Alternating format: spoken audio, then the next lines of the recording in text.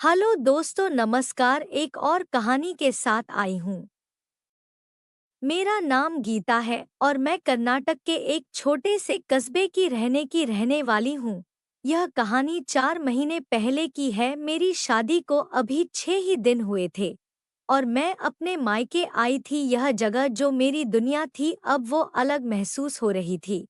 उस माँ किसी काम से अपने मायके गई हुई थी और उस दिन घर में मैं और पापा ही थे। पहले की तरह आज पापा के साथ वक्त बिताने का समय तो मिला था, लेकिन अब मेरे जीवन में एक नया रिश्ता था। वही रिश्ता मेरे दिल और दिमाग में छाया हुआ था। रात का वक्त था। मैंने और पापा ने साथ में मिलकर खाना बनाया। खाना खाते हुए मैं अक्सर खोई रहती, अपने पति के साथ बिताए उन लंबी यादें मुझे बार बार घेर लेती थी। वो पहली बार जब उन्होंने मेरा हाथ पकड़ा था, उनकी वो गहरी नजरें, उनकी गर्माहट से भरी बातें, सब मेरे अंदर अब भी थी। वो सब याद दिलाती थी शादी के बाद का यह नया एहसास मेरे जीवन में उन सब का एक नया रंग भर रहा था। खाना खत्म करने के बाद मैं अपने कमरे में सोने चली गई और कमरे में बिस्तर पर लेटी, लेकिन नींद आने का नाम नहीं ले रही थी। पति की यादें, उनका प्यार मेरे हर ख्याल में था। उनके बिना जैसे मेरी रात अधूरी थी। उनकी बाहों का वो सुकून, उनकी उसका एहसास, सब कुछ जैसे मेरे पास होते हुए भी मुझसे दूर था। रात के लगभग 1 बजे दरवाजे पर दस्तक हुई। मैं थोड़ी घबरा गई, क्योंकि इतनी रात को पापा का आना अजीब लगा। मैंने दरवाजा खोला तो पापा खड़े थे। उनका चेहरा थोड़ा गंभीर भी था, लेकिन उनकी आंखों में कुछ कहने वाली नजरों की चमक थी।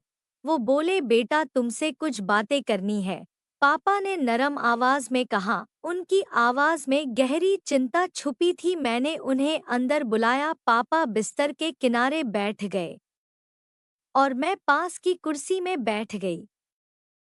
कमरे में चांदनी फैली हुई थी और खिड़की से ठंडी हवा भी आ रही थी।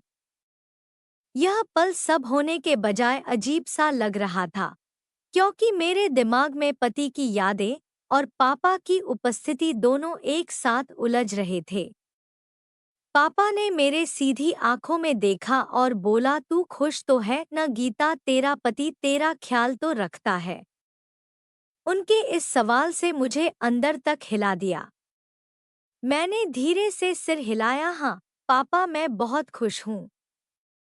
लेकिन मेरे आवाज में वह यकीन नहीं था जो मैं उन्हें दिखाना चाहती थी। मेरे दिल में पति के साथ बिताए सभी पल घूम रहे थे। वो पहली रात जब उन्होंने मुझे अपने करीब खींचा था, उनकी होठों की वह गर्माहट, उनकी सांसों की वह नरमी जो मेरे गले से होते हुए मेरे दिल तक पहुंचती थी।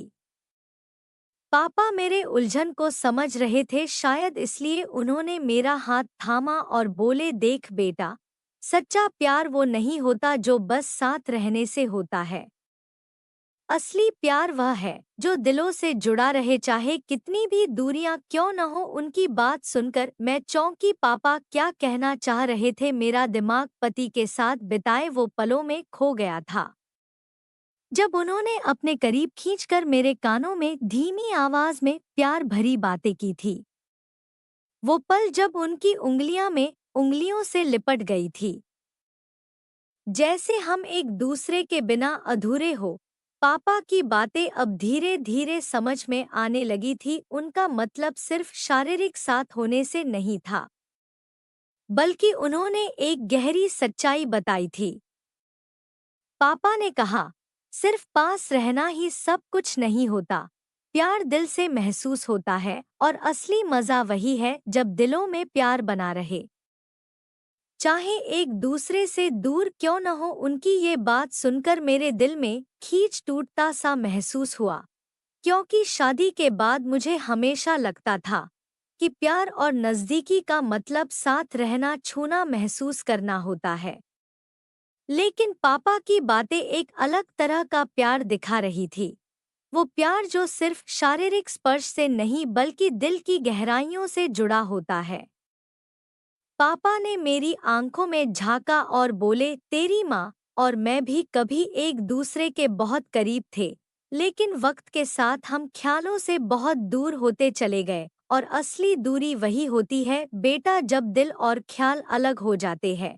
इसलिए मैं चाहता हूँ कि तो हमेशा अपने पति के साथ दिल से जुड़ी रहे। तेरी दूरी मायने नहीं रखती, पर अगर ख्यालों में दूरी आ गई तो प्यार कमजोर हो जाएगा। उनकी बातों से मेरे अंदर गहरी हलचल मचा दी। पापा का प्यार और उनकी सलाह दोनों ही मुझे एक नई दिशा में सोचने पर मजबूर कर रहे थे। उस रात मुझे समझ में आया कि असली मजा शारीरिक साथ होने से नहीं बल्कि दिलों में जुड़े रहने में होता है। शायद वही प्यार सबसे बड़ी खूबसूरती थी, वो एहसास जो दिलों में रहता है, चाहे इंसान कितना भी दूर क्यों न हो। तो दोस्तों, यह कहानी कैसी लगी कमेंट में लिखकर बताइए, और यदि आप चैनल पर पहली बार आए हैं तो हमारे चैनल को लाइक और सब्सक्राइब करें। हम इसी तरह की रोजाना नई नई कहानियाँ लेकर आते रहेंगे। धन्यवाद।